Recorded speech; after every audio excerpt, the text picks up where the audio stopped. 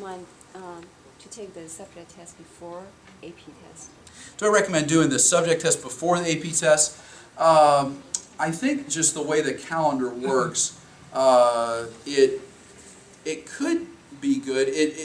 I really think it doesn't matter all that much. I think if you're going to do a subject test, it would make sense to do it in May or in June. If you do it in May, it's likely that you would do it before you would do the AP exam, because the SAT is typically very early in May.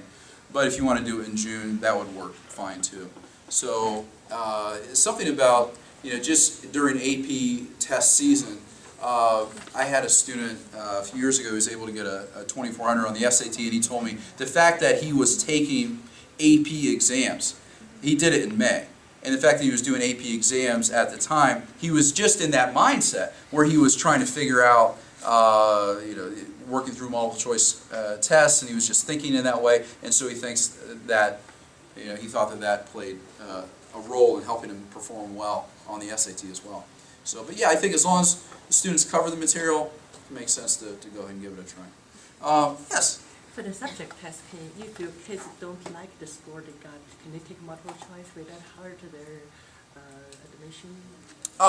There are a handful of schools, usually super selective schools like Yale, who will want you to send in a copy of all of your scores. They expect you to do that. Most colleges don't require you to send in every single score. For subject test too? Well, just in general. Like they have on the Common Application, you can fill out your scores, but if you just want to leave it blank, you just left it blank. You're not lying by doing that. You're just leaving it empty.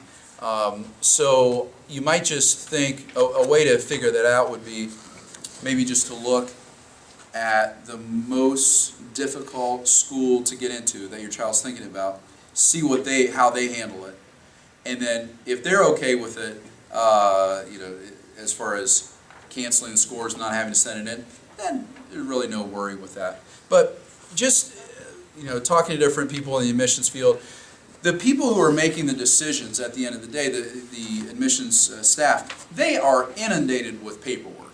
And the last thing they're probably going to do, although I guess they could do this if they really wanted to, but the last thing they're probably going to want to do is to go through and look at how many times someone has taken a test. And if I had to bet, I'd say they almost certainly wouldn't even have that information, because they have the information given to them after it's been compiled by secretarial staff and on the online forms and everything. So they probably have better things to do rather than to look at all that stuff. Now, if your child's applying to law school or something, and some law schools will take the average of LSAT scores, you don't need to worry about that with SAT or ACT. You're not going to do that. So, other questions just on college importance there? Yes? You talked about super score earlier, so is that calculated automatically by the college board, or it's calculated by each school? On the Common Application, they allow you to put in your scores, and so basically on the Common Application it would have that information there, and then colleges would verify that you had those scores based on the official results being sent directly from SAT or ACT. So the super score is typically something that they'll have based on just looking at the Common Application. The Common Application is now almost most colleges will use that, and they will often have supplements to it, but it makes it a lot easier to apply, because you just fill out one application, one big essay, and then they can do supplements. They can ask you all sorts of different things. Favorite color, how would you react to this situation? They do things to try to learn about your personality, but they'll have that information there with that. That's another hand somewhere. Other questions, college importance here with this? Okay, well in that case, why don't we take a look at the back here. We'll take a look at the old versus the new SAT. This is just a massive shift that's happening. Let me just reiterate here, people this will affect. If your child is currently a junior, don't need to worry about this at all, unless your child is planning on flunking, in which case maybe they might need to do this, but hopefully that won't be the case. So juniors don't need to worry about this at all. Sophomores, guess what? They get to be guinea pigs. they get to be the first group of students who get to go through this whole new SAT process.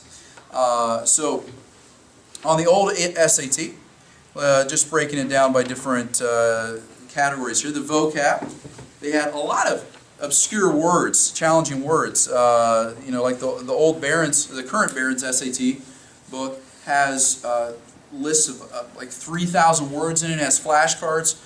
The new book, I seriously doubt it's going to have that because it's not going to be as important.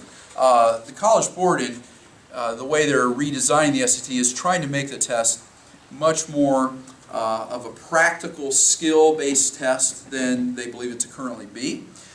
So what they're doing is shifting it so that the vocabulary, you'll still need to know, have a broad vocabulary, but the more important thing will be knowing how to pick up the meaning of a word in context. Like, for example, if you have the word compromise, okay, if you have compromise in one sense, it might mean that you have two groups come together and they are coming to an agreement, so they're compromising. In another sense, let's say your immune system has been compromised. That's a bad thing. So being able to pick up on differences like that will be the sort of skill that they're expecting students to be able to do. Okay? So if you have a student, if you have a child who is a sophomore, freshman, or under, rather than having them memorize big books of words, have them read. Have them read, have them become more skilled at picking up on context clues and figuring out what sounds good given a certain situation. Questions on the vocabulary and the shift that they have with that. Okay. And I mean, they felt that in colleges and getting feedback from colleges that simply having a massive vocabulary is not a sign that someone is necessarily college ready. It's they want to look at some other things there. Now with reading, the reading on the SAT has just had currently just has SAT has reading comprehension questions, and on the new SAT, they're moving towards having, in addition to the written literacy, they want to see if students are able to look at graphs and charts and make sense of it. It's a little bit like the ACT Science, not nearly as big as the ACT Science, but the way it'll work is they'll have a reading passage, and there will be like maybe results from a survey or some chart or some graph of some sort that they'll have a question or two about, and you'll have to incorporate both the information from the chart and the reading passage and put all that together, really analyze that information there. Questions on that at all with reading? Yeah? In order to prepare kids better, what kind of like magazines or literature Yeah, you recommend? sure. I have a list of those. I have the website listed just on the bottom here, freetestprep.com. I have under the resources there, and actually I have it on my BWS Education Consulting website. If you look under the resources, I have a link to recommended reading lists, and on the recommended reading list there's a list of about 100 good quality books that students can read, and also a list of about 15 or so magazines that are high quality. I think things like Scientific American, things like that would be good for students to read. Yeah, so that could be a good present for someone, is to get them a magazine subscription. And it's a lot like, as far as the reading goes, you might want to there's the temptation, let's force your child to sit down and just read Shakespeare and read Moby Dick and stuff like that.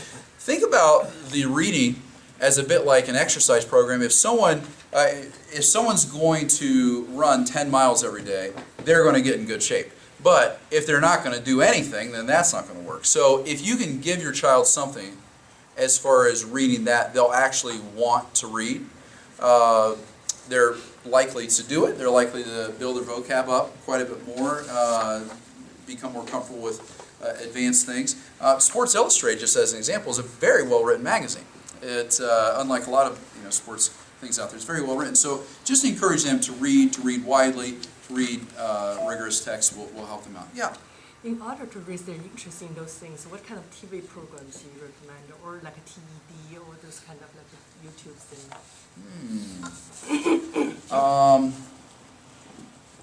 I think one place that students could go potentially would be some of the TED Talks. There are a lot of talks given by experts that are free.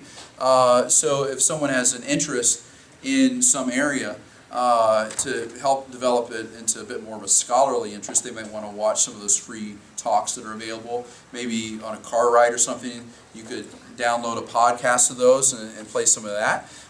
So that'd be something that together you could do if you have a car trip or just here and there. It'd be stuff that would be available. Yeah. So does that answer your question? Okay.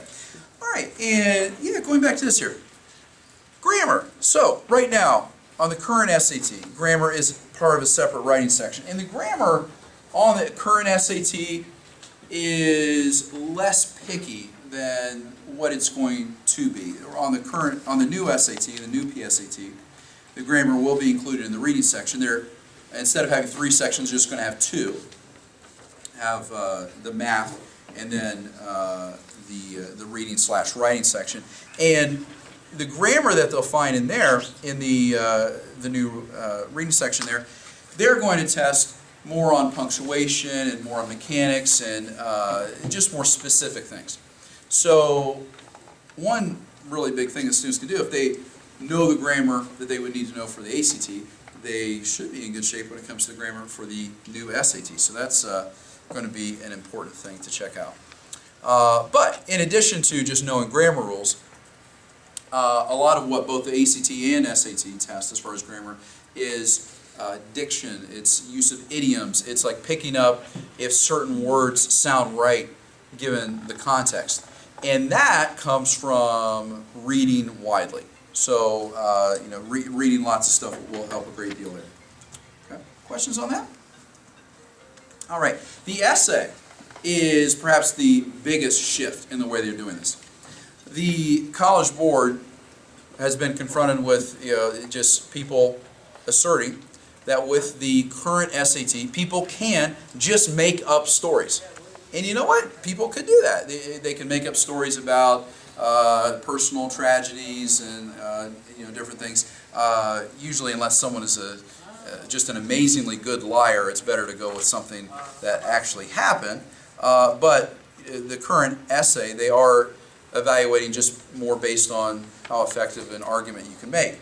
But they looked at the old essay and they thought, okay, number one, people could just make up examples. And number two, it doesn't really replicate the way that people will write in college, because in college, they'll have more time to gather their thoughts, they'll have to use actual facts. And so what they're doing is making a big shift here. The essay on the new SAT will be optional, and it'll be a separate score that students would have. I would anticipate that more selective schools will want students to do the essay. But the essay will basically involve analyzing an argument, looking at how someone is making an argument and demonstrating that you've read it, that you've understood it, that you're able to analyze what they're saying. And they're going to give you, the prompt is going to be the same from test to test. In a nutshell, it's just basically analyze this argument. Obviously, it's more expansive than that. But the task will be to look at an argument that someone is making, 700, 800 word argument, read it really carefully, and annotate it, break it down, and then develop a well-crafted essay based off of that. So when preparing students for the current SAT essay, a lot of the emphasis is on brainstorming quickly, coming up with examples that students can use and just quickly putting it together. With the new SAT, it's going to be much more about, can you pick up on how an author is making their case? What mix, pathos, ethos, etc. How is this person making their argument? And then analyzing that and putting it together. So I think it's going to be a much more rigorous essay as far as the level of writing and analysis that students will be required to do. So questions on the new essay and what that'll be like. I think as far as getting ready for this, the more that students can add to what they read, reading more arguments, reading editorials, reading things where people are just trying to be persuasive in general, can be really helpful. And helping them pick up on that will be very good. Okay, the old SAT math, the current SAT math, lots of problems from algebra, geometry, number analysis, number operations, data analysis, and it's a bit more of an emphasis on abstract mathematical reasoning. So I'd say the biggest shift that you're going to see is for the new SAT, students will need to be very good at word problems. Very, very good at word problems. So that's something that in a lot of schools, I was doing a professional development for some teachers up in Cleveland not long ago, and some of the math teachers remarked, we don't really have word problems that much. We have a lot of problems where it's like factor this expression, solve for X, things like that, but they didn't have a lot of word problems. So something that students will want to become more skilled at doing is reading word problems very carefully, understanding how to set them up. And as far as the material, there won't really be as much of a need for like review of formulas and concepts.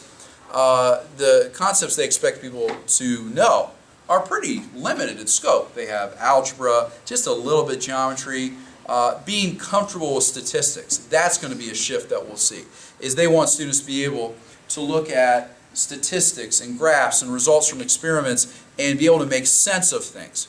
So that's something where not only will math classes help with that, but advanced science classes might help even more with that sort of thinking. Okay, so they have lots of real-world problems. So when they're bringing it back from like inventing symbols and defining the symbol and having you do operations with it, to asking you about here are the results of this experiment. There's the best fit line. What is this saying? What does that mean? And being able to interpret that and make sense of it. Questions on the new math there with that? Yes. So the math, is it going to be like confounding factors, things like that, or simpler, or what level of statistics are we talking about? I'd say statistics, it's not the sort of statistics that students would need to take AP statistics for. It's just having general comfort with knowing about data sets, like how one would manipulate data sets to get certain outcomes, knowing mean, median, mode, knowing about best fit lines. So those are some things I've seen come up a lot. As far as the major skill, I'd say, is if there were only one skill that students could focus on being able to do for the new math, it would be being able to look at a word problem where it's asking you to express a situation as an algebraic formula, algebraic expression or an inequality, and being able to do that. That skill is going to be tested over and over and over again for students. Just being able to translate word problems, situations into an algebraic expression. And the reason they're doing that is they believe, and I think rightly so, that if someone is studying all sorts of different subjects in college, whether engineering, medicine, social sciences, economics, etc., they'll need to have those sorts of skills. Even just later on, you're working on your taxes, you're working on your health, you're working on your finances, the kinds of skills that people would need to have for that as well. So they're trying to make it a bit more practical there. Other questions on the math, the new math that they're going to have? Okay, and then what do you know ahead with the old SAT? Well, with the current SAT, we don't really know that much ahead of taking the test. But the new SAT, they're trying to make it more transparent. A big shift they're having is they're going to, on each SAT/PSAT, have something incorporated in it from what they call the great global documents. Those would be like the founding documents of the United States. It could be famous speeches. This is an opportunity if someone is interested in history and enjoys reading about some of those important documents from the past. Being comfortable with that will be helpful because they will have some of that on there. It's not like they have to have specific background knowledge on that to do well, but just that they will have some of that consistently. And the analytical essay prompt will remain the same. So I would anticipate once the new SAT is really out there, that high school English teachers will, probably have a lot of essays where they ask the same sort of analytical prompt, like look at this argument, let's analyze it, and they'll probably have that sort of thing quite a bit there. Okay. Yes. Talking about the high school teachers prepare for this new SAT, do you think all the English class, they are going to do all the English class? Can you say that last part one more time? You just mentioned the high school teacher may start to include those global documents Yes. in their classes. Are you talking about the other English class or the AP English class? I am not sure how they're going to do it yet, but that is a shift that they're going to have. So it probably depends on the teacher and the school district a little bit, but I would just anticipate in the next couple of years that we'll see more and more emphasis on that. Yeah. In general, do you think other English class will be good enough to prepare for the new SAT, or the student are demanded to take AP? I would do, and so I work with students from all different schools in the area, and it depends a lot on the teacher with that. There's some students who take an honors class, like for example, just even a regular math class at St. Charles is like really tough, just in general. And an honors class at one school may not be all that rigorous. It depends on, even within a school, it can vary from the teacher to the teacher. I think if you're able to find out from other students and parents what the class is like ahead of time, that would be great. But if you want to be safe, maybe, if you're not sure, the AP has their standards and has their curriculum, and it's more established there, whereas with an honors it could be more fluid as far as it could depend on what the teacher might want to do. So I think if you're trying to decide, you might want to do the AP instead of just the honors. Also, another factor would be the AP curriculum is designed by the same people who are doing the SAT. So, for example, if there is one class that you could take in school, it would be probably the AP language would be a great class in the English department. The AP language is a great one to do because it involves a lot of that same sort of reading text, analyzing them very closely, and a lot of the skills that they'll use on the SAT as well. So I think that would be a good thing to do. Yes? When those great global documents will be available, before that's available, what's your recommendation? Yeah, the great global documents, the way they've described it, they haven't really put out, say, here is the list of great global documents. But there are certain things that they've given as an example. They've said like the Declaration of Independence, the U.S. Constitution, Bill of Rights. But I think, and I'm trying to figure this out too, just to try to come up with materials that they're going to use. An example they've had on a practice test they put out there was a speech given after Watergate by a U.S. Senator. So I wouldn't be surprised if they had, great speeches. I think speeches will probably come up more, more commonly than other forms of things, because if you, like for example, if you go and read the Federalist Papers, or if you get into the nitty-gritty of reading some of the, like the Magna Carta or something like that, I think it will really throw off a lot of students with that. So just because the language is, antiquated, I don't, yeah. So I think the thing I would anticipate they'd have more would be like speeches and editorials that would be more modern. So reading modern political, historical things will be helpful. Doing stuff like that will be good. Okay. Any other questions so far with this? Okay, now as far as the guessing penalty, I think this is a great thing. They're going to get rid of this guessing penalty going forward. Right now, the SAT and PSAT are the only major tests that still have the guessing penalty. The AP has done away with it. ACT doesn't have it. So that will end a lot of confusion, because a lot of students have had major issues on these tests in the past, getting that mixed up, like, oh, is this the one I guess on, this is the one I didn't guess on. You know, you have a student who just said, oh, I thought I was supposed to leave everything blank on the ACT, and they did terribly, and then you simply tell them, hey, you can fill them in if you don't know, and then their score magically goes up several points. But yeah, there will be no guessing penalty going forward, so that's a nice thing. And the scoring is going to be different, so you know, right now you can get up to a 2400, and then it's going to shift over to, you know, just the way it was back in the 90s and 80s, 70s, and before, where you had the 400 to 1600.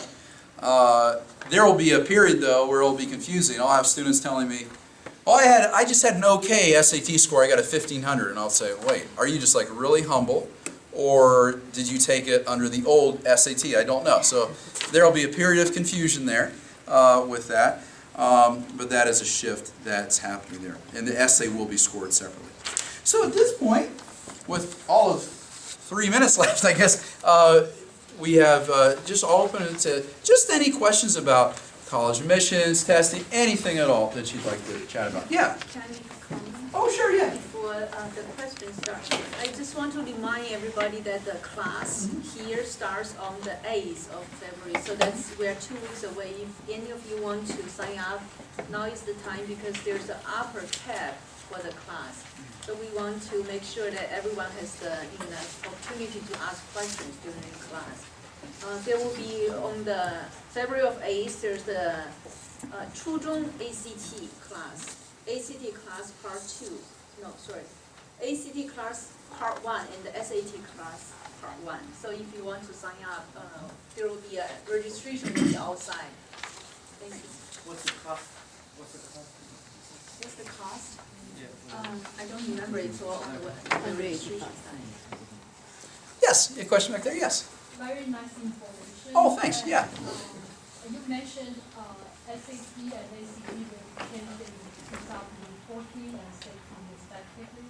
How about subject 2 tests? Is there anything changed? To my knowledge, I have not, and I get updates from the College Board in my email. I follow them on Twitter and Facebook and everything, and I have not seen anything they've released as far as the subject tests changing. And the subject tests have stayed pretty consistent for a long period of time. Yeah. So, and not that many students take the subject test. It's just to illustrate, like for example, if someone were to take the Chinese subject test, a great number of the students who take the Chinese subject test are fluent in it already, and to get an 800, even if you get a perfect on it, it's only like maybe 83rd or 85th percentile, I think last I checked, that someone would score on that. So you know, they've kept those pretty consistent over the years, because most colleges don't require them. It's only for students who are applying to more selective schools. Yeah. So yes. Great information. Thanks. The new PSAT, what I'm concerned is that the days there seem to be in conflict with the AP and subject test that they needed to prepare. Mine is a subject. Oh, as far as New PSAT. oh, when the class is. Yeah. Oh, okay. So, Yeah. I do think. you have any other options? Well, if you, I do have other options. If you want to look on the card, I have the website there. If that does conflict with the classes, I do. I do understand, especially. I always try to take into account students who are in the class, and if students have particular needs as far as, you know, if they're in the midst of studying for AP tests, I most likely will not give as much homework that week as I would on a different week. So that definitely does factor in to how students would do with that. But yeah, there are a number of other options if that particular option doesn't work for your child. So do you Yeah. consider to have a class for sophomore only? Because they are guinea pigs, and you probably are trying to figure it out yourself as well. Yes, So I spending a think lot of by time trying to having a understand. targeted audience for that class, just for sophomores who pass through this, I think that might be a better option of mixing them with the other students, because the expectations will be different. Sure. I think the class that we do have that's geared up for that, the new PSAT class, it's the fourth down from the bottom, that is going to be geared up. That's going to be focused on the brand new But like the SAT. mom said, I can totally understand, because that's when the sophomores are, especially for those who are taking AP tests. Okay. That's a heavy period for them to, I know Olentangy School, one of my TA in Chinese school, she's taking 6 AP classes. And she's As a taking sophomore? tests. Yeah, no, she's a junior. She's junior, Because okay. her school district restrict her to take them earlier. So I cannot imagine her finding any more time during that period to do anything. Okay. additional. Okay. Yeah, well, I think that, that's a good question there. And if there are a number, I think if there are a number of students who are in that situation, that might be something maybe we could figure something out. I just think with- that's a bad time to. Yeah, with the staff and everything. So just in saying, just the way we set that up was just sort of looking at, when the school, had availability and students to do like part Because you 1 or want part 2. them to become frustrated. and Oh, not at all, yeah. Yeah, I don't want get to the class add up. one more thing to what they have to do. But, yes? My comments that I heard you, I think when the class is not testing, rather than give a strategy how to prepare it. Yeah. I think it's only helping for the AP test, not really put stress on it, right? Yeah, and I think especially with those last 2 dates of that PSAT class, if they, since they would be falling during that time, I'm sure a lot of students in there would need help with, they need time to prepare for the AP test. So, a lot of, yeah. I'm sorry, I didn't mean to push this, but I think my TA in the past, during those weeks, they don't want to even come to Chinese school because they need lots of time to sit quietly and Yep. go through their material, which I totally understand. Gotcha. So, yeah, well, we can, there might be something we can figure out if that doesn't work for you. Yeah. So, folks, do you have other questions about anything? Any other questions? Okay, well, I appreciate you coming out, and might have a snow day. There's one of my students told me about a website, snowdaycalculator.com. I don't know if any of your students are on it, but you can see the likelihood there'll be a snow day. It's pretty cool. Oh yeah, students know what I'm talking about. Okay, thanks a lot, guys. If you have individual questions, I'll stick around for a few minutes. Thank you very much.